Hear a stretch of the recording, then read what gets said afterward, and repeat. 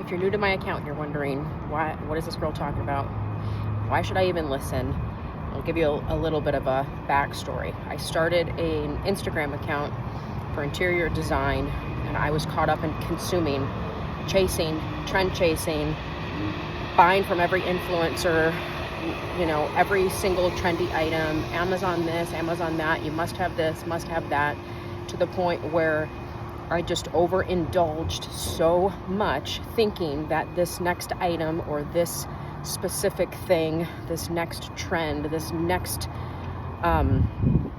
gadget, was going to change my life or make me love my house. Or if I added that specific thing that influencer had on her coffee table, it would make me love my home. And what I ended up with was a lot of stuff, a ton of clutter, cluttered closets, packed drawers, a garage full of stuff, and 10 years of going around that kind of mountain, constantly consuming, constantly chasing, constantly racking up credit cards.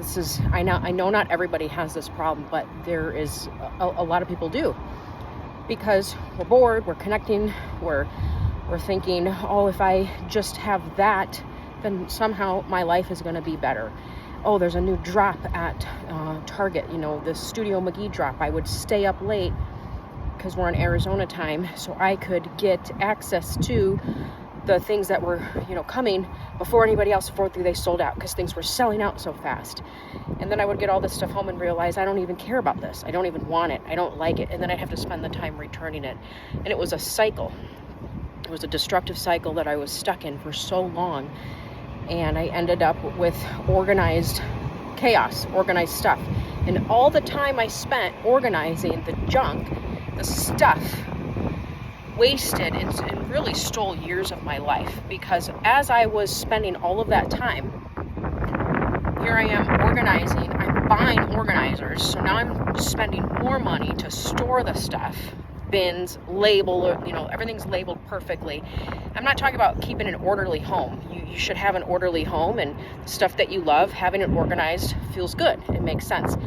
But this was like organizing all of the stuff that I had, collected and contained, and, everything. And what it did was put me in a state of constant stress, anxiety, rushing, because my to-do lists were revolving around that. Oh, I got to return this. I got to call this company. I got to do this.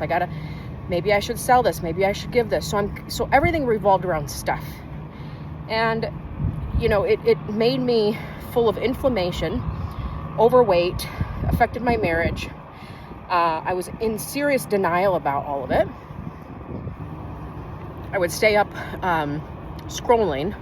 So when you're in that mindset where you're kind of half awake, half asleep, and you're scrolling, and you're like, oh yeah, this girl does have that. Maybe I need to buy that. And they're always like, this must have. Amazon must have. Run, don't walk. Can you believe I found this? And it would change my schedule, because I'd wake up and be like, I need to go to the at-home store, and I need to go buy that planter in those plastic shrubs, and I'm going to run to Michael's to get the different ones because she had it.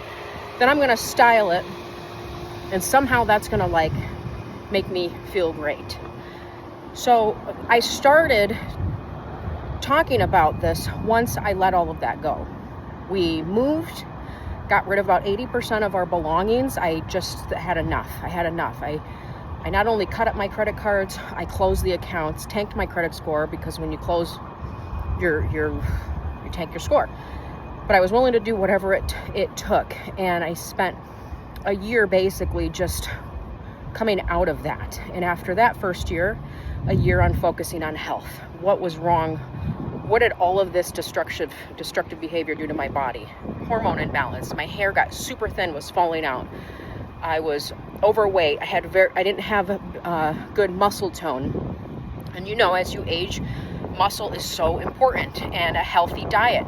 I had skin problems. I didn't eat that great. I wasn't focused on any of that, because when you're just shopping and trend chasing and going, you're probably stopping fast food or Chick-fil-A or, you're just not thinking, your impulse living, and you're not thinking clear is basically what's happening.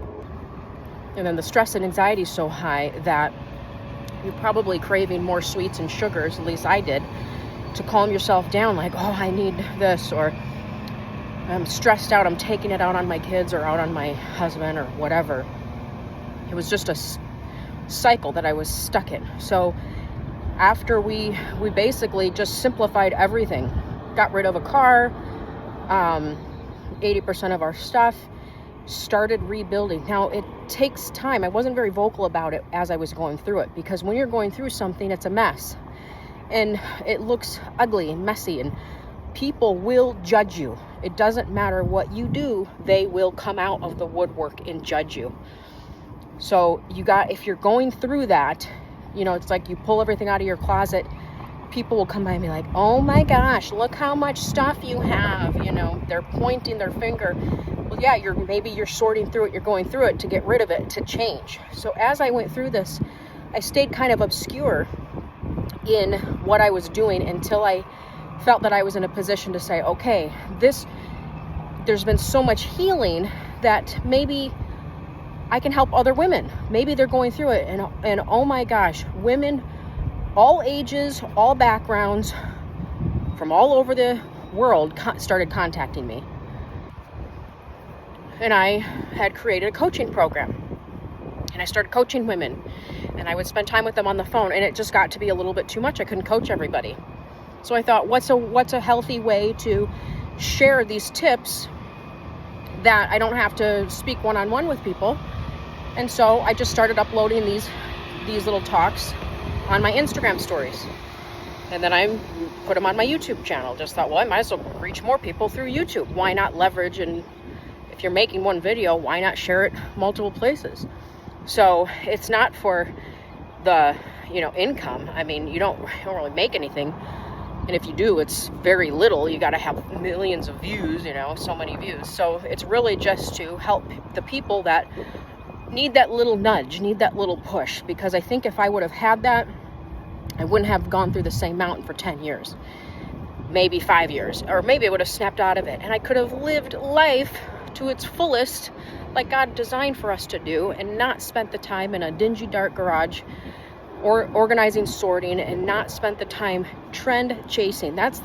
So this account is mainly, this might not affect, be relevant to everybody, but for the ones who it is, this is not about total minimalism. I don't think I could ever be a minimalist, though it does sound appealing at times. And, I do crave more simplicity.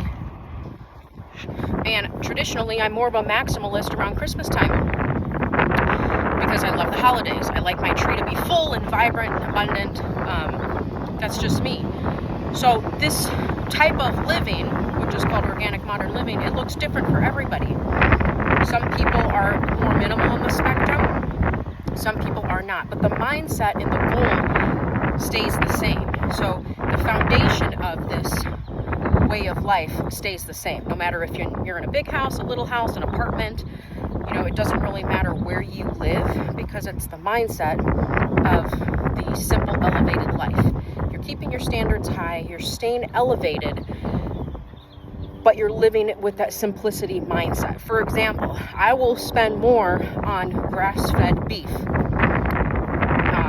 It's more expensive, but you're going for the more natural, organic version. I believe that when you nourish your body properly, you're not as hungry. And that's been a proven fact for me. I used to overeat when I snacked on things that weren't densely nourishing my body. When I wasn't getting the nutrients or the protein. Protein was a big thing. I barely ate meat my old life. And I think maybe steak once every 6 months. I eat steak almost daily now. And a lot of people ask, well, how does that help? Well, I think it's helped my skin, my elasticity. My hair's growing back again. I don't know. I like it. So it's about making decisions that are not necessarily the most frugal, right? Though that could work too. But it's about a simple, elevated life. Like, how much do you really, really, really need? I used to overshop at the grocery store out of fear that I needed to have my cupboard stocked. And then I'm like, well, I can't let these cookies go to waste and these crackers go to waste and these chips go to waste, so I would eat it all. And of course, your kids adopt the same type of lifestyle. You're eating not even when you're hungry. You're just eating for you're bored. You're snacking because it's there. You already bought it, so you feel like you're not going to get your money's worth unless you eat it. So this whole thing is a mindset change. I know it's ruffling feathers and people are messaging me and I'm getting comments on who, basically like, how do I have any authority in any of this? I don't, except for the fact that I lived it and it's worked for me. And I feel like there's an epidemic of people stuck in this consumerism cycle. Again, it's not about not shopping, not getting, the things that you need. If there's a specific brand you like, then, shop from that brand. If it's more than the other brand or whatever. Like, for me, there's certain stores that I like and there's certain stores I don't like. It's just preference. And it comes down to what works for you. What state you're in, where you live, what town you're in, what you have access to, what works for you. The mindset is, I'm not just going to go buy all this stuff just because it's a good deal when I don't need it. And I'm not going to go fill my closets with a bunch of junk. And I did have a funny comment this lady put, which is so true, where she said, if you don't want to get rid of stuff because you fear that you might need it one day, but then if that day comes, you won't be able to find it anyways. And I just thought that is so hilarious because it's so true. We get so much stuff that you won't be able to find it anyways. So this is about liberating your life in a way that can work for you, creating order, gaining some control back so you don't feel like everything's out of control. Because when you live like that, you're a victim. You feel like, well, everybody's bothering me or this or that. I've had friends and family members that it's all everybody else's fault. It's this, it's the economy, it's the government, it's how he was raised, it's how he was treated, it's this person, that person, those might be reasons, those might be valid things to take into consideration, but we're all going through it. We're all dealing with something somewhere. Nobody's life is perfect. It could be health problems, could be dealing with aging parents, it could be addictions. We're all dealing with something. But it's putting the focus and the emphasis on what can you do? Okay, so you might not be able to tackle that big mountain of debt or that big mountain right now. What can you start doing today that your future self, even the future from 30 days from now, is going to benefit from? And not just you, your kids and the people around you, your spouse. You're taking accountability for your own actions, your choices, your habits, even if you were raised in a dysfunctional household, even though you dealt with those things, your past was hard, you had a nasty divorce, you were abused, even if, what can you do? What can you start doing today even if it's not perfect, even if the whole stage isn't set perfectly for you, what can you start doing today that's going to make your life better, make you better, and change the course for your family, your kids? What can you do today?